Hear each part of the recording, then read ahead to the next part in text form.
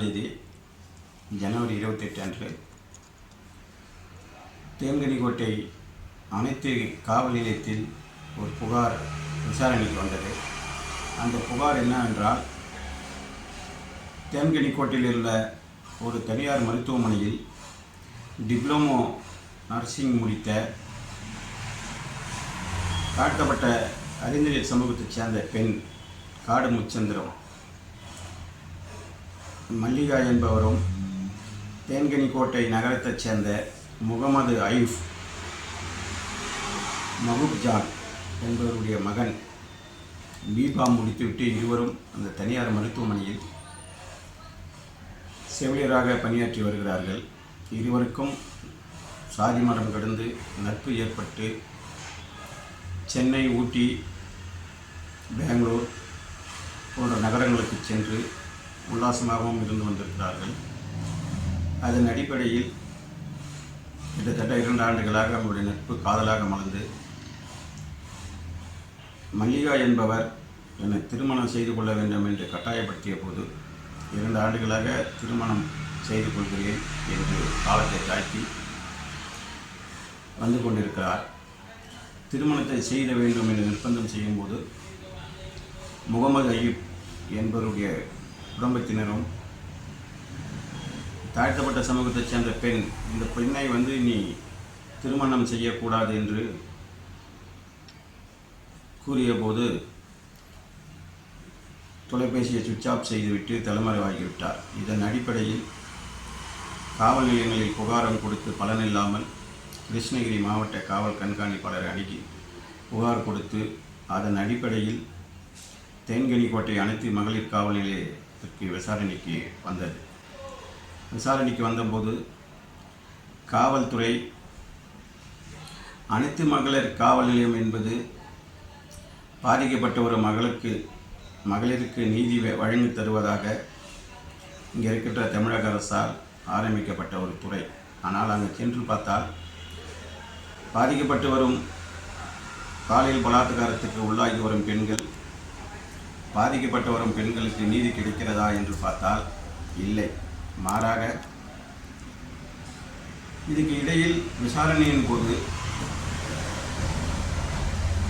இதே இஸ்லாமிய சமூகத்தைச் சேர்ந்த ஒருவர் வேற மேல் சாதி பெண்ணை இதுபோல செய்திருந்தால் சங்கவார சங்கிகளும், பிஜேபி கும்பலும், ஆர்எஸ்எஸ் கும்பலும் லவ் ஜிகாத் என்று கங்கணம் கட்டிக்கொண்டு இந்த விஷயத்தை கையில் எடுத்திருப்பார்கள். அந்த பகுதியில் ஓரளவுக்கு பிஜேபியும் இருப்பதாக கூறப்படுகிறது, இருக்கிறது, மறுப்பதற்கு இல்லை. ஆனால் இந்த விஷயத்தை கையில் எடுத்தார்கள் என்று சொன்னால் இல்லை.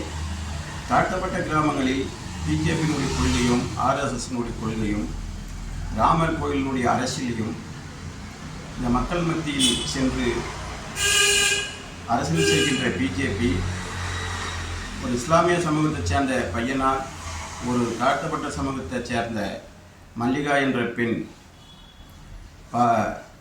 கைவிடப்பட்ட போது அதை எடுக்க இங்கே இருக்கிற ஆர்எஸ்எஸ், இந்துத்துவ கும்பல், பிஜேபி கும்பல் மறுக்கிறது. காரணம்,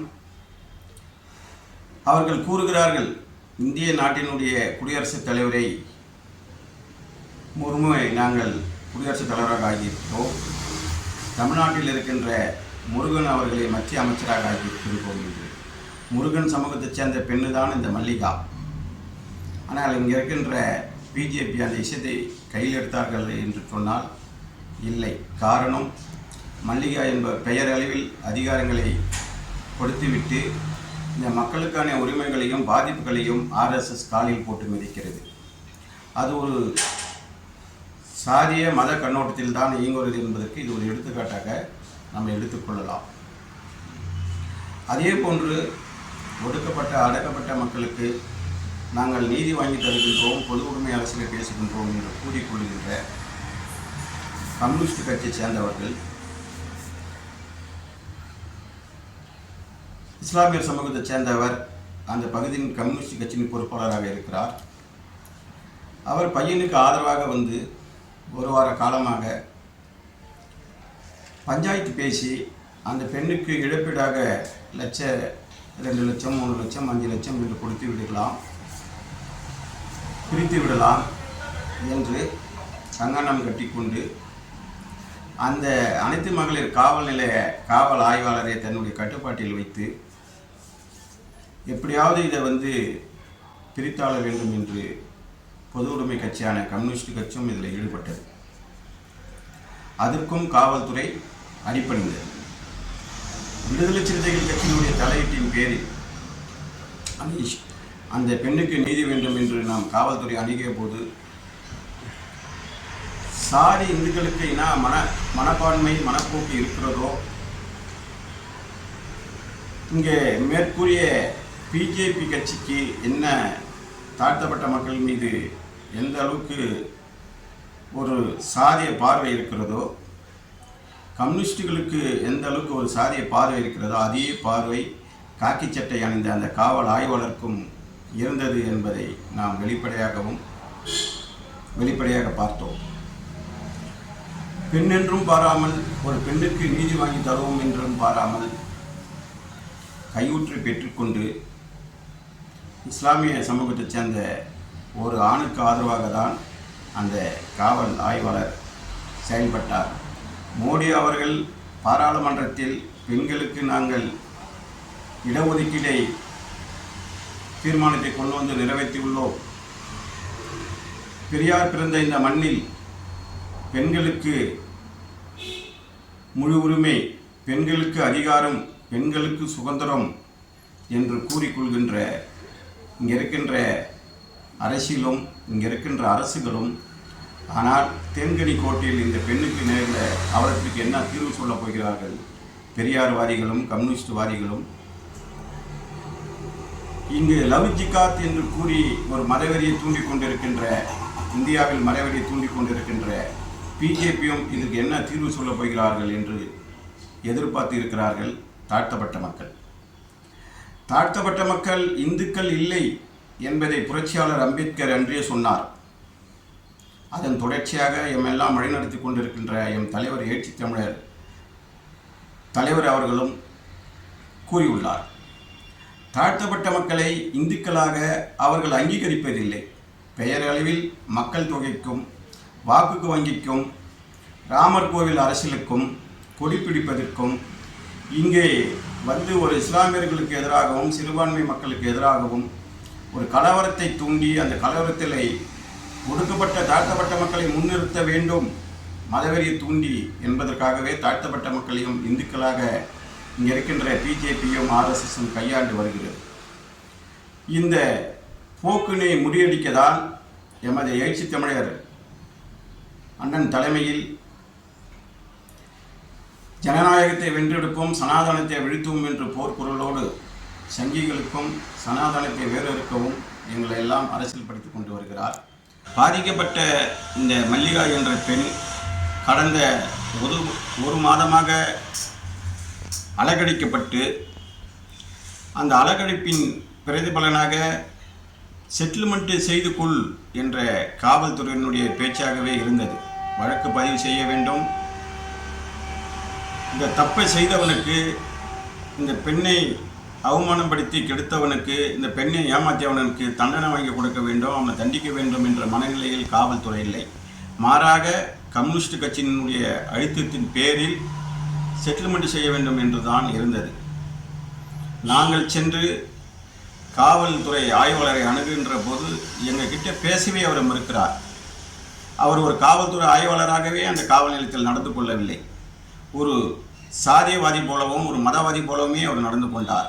அவருடைய நடைமுறை தோரணை பாவனைகள் எல்லாம் நாங்கள் ஒடுக்கப்பட்ட அடித்தட்ட மக்கள் மத்தியில் பொது வாழ்க்கையில் ஈடுபட்டு அந்த மக்களினுடைய உரிமைக்கு போராடி கொண்டிருக்கின்ற எங்களுடைய நிர்வாகிகளையும் எங்களையும் உட்கார்ந்து பேசக்கூட அவர் அனுமதிக்க மறுக்கிறார். அதன் அடிப்படையில் தான் அன்று காவல் நிலையத்தை முற்றுகை போராட்டம் நடத்தி அந்த பெண்ணுக்கு நீதி வேண்டும் என்று கேட்டதின் அடிப்படையில் கிட்டத்தட்ட வழக்கு தொடுத்து 35 நாட்களுக்கு பிறகு தேன்கனி கோட்டை காவல்துறை துணை கண்காணிப்பாளர் அவர்கள் எங்களை அழைத்து பேசி இன்று கற்பழிப்பு வழக்காக அந்த வழக்கை ஐபிசியில் பதிவு செய்து இன்று அவர் அந்த முதல் தகவல் அறிக்கையை பதிவு செய்து அந்த குற்றவாளியை சிறையில் அடைத்துள்ளார். தளி, தேன்கனிக்கோட்டை, அஞ்சட்டி போன்ற பகுதிகளில் தாழ்த்தப்பட்ட மக்கள் மீதான சாதிய வன்கொடுமைகள் நடந்த வண்ணம் உள்ளது. இதுக்கு முன்பே எங்களுடைய தலைவர் எழுச்சி தமிழர் அவர்கள் கடந்த 2 ஆண்டுக்கு முன்பு தேன்கனிக்கோட்டையில் ஒரு கிட்டத்தட்ட ஆயிரக்கணக்கான மக்களை திரட்டி ஒரு ஆர்ப்பாட்டத்தை நடத்தி இந்த பகுதியை தாழ்த்தப்பட்ட மக்கள் வன்கொடுமையால் பாதிக்கப்படும் பகுதியாக, சாதிய வன்கொடுமை பகுதியாக அறிவிக்க வேண்டும் என்று தமிழக அரசுக்கு கோரிக்கை வைத்தார். ஆர்ப்பாட்டத்தின் ஊடாக நான் வேண்டுகோள் விடுக்கிறேன். தளி சட்டமன்ற தொகுதியை வன்கொடுமை பகுதி என்று அறிவிக்க வேண்டும். ஆனால் அதை அரசு செவிசாய்க்கவில்லை. அரசு அதை கவனத்தில் கொள்ள வேண்டும். கிட்டத்தட்ட 7 பேர் சாதிய வன்கொடுமையால் உயிரிழந்ததாக அந்த ஆர்ப்பாட்டத்தை நாம் முன்னெடுத்தோம். நமது கட்சி முன்னெடுத்தது. எமது தலைவர் அதில் பங்கேற்று கண்டன உரை நிகழ்த்தினார். சில கோரிக்கைகளும் வைத்தார். ஆனால் பாதிக்கப்பட்ட குடும்பங்களுக்கு தாழ்த்தப்பட்டோர் வன்கொடுமை தடுப்பு சட்டத்தின் அடிப்படையில் சேர வேண்டிய இழப்பீட்டுத் தொகையும் அவர்களுக்கு அந்த சட்டத்தின் அடிப்படையில் வழங்க வேண்டிய அரசு வேலையும் கிடைத்ததா என்று பார்த்தால் இல்லை, ஏமாற்றாகவே இருக்கிறது. ஆதிதிராவிட நலத்துறை என்பது மெத்தனமாக இயங்குகிறது. சாதிய வன்கொடுமையால் பாதிக்கப்பட்ட அந்த குடும்பத்திற்கு, அந்த குடும்பத்தில் ஒருவருக்கு வேலை வழங்க வேண்டும், மாதந்தோறும் பென்ஷன் வழங்க வேண்டும் என்ற சட்டத்தில் இடம் இருக்கிறது. அதை முறையாக அமுல்படுத்தியிருக்கிறார்கள் என்று சொன்னால் ஏமாற்றமே மிஞ்சுகிறது அந்த மக்களுக்கு. அந்த மக்கள் கல்வியிலும் மொழி பிரச்சனையிலும் பின்தங்கிய மக்களாக, புரிதல் இல்லாத மக்களாக இருக்கிறார்கள். உடனடியாக ஆதிதிராவிட நலத்துறையும் மாவட்ட ஆட்சியரும் இதில் தலையிட்டு அந்த மக்களுக்கு ஒரு விழிப்புணர்வை ஏற்படுத்த வேண்டும். இந்த சட்டத்தை பற்றி விழிப்புணர்வு, கல்வி பற்றி விழிப்புணர்வை ஏற்படுத்த வேண்டும். மாவட்ட ஆட்சியர் வெறுமனே அமைச்சர்களும் அதிகாரிகளும் வரும்போது ஒரு சுற்றுலா தலம் போது பகுதிகளை சுற்றி பார்ப்பது தான் மாவட்ட ஆட்சியர்களுடைய வேலையாக இருக்கிறது.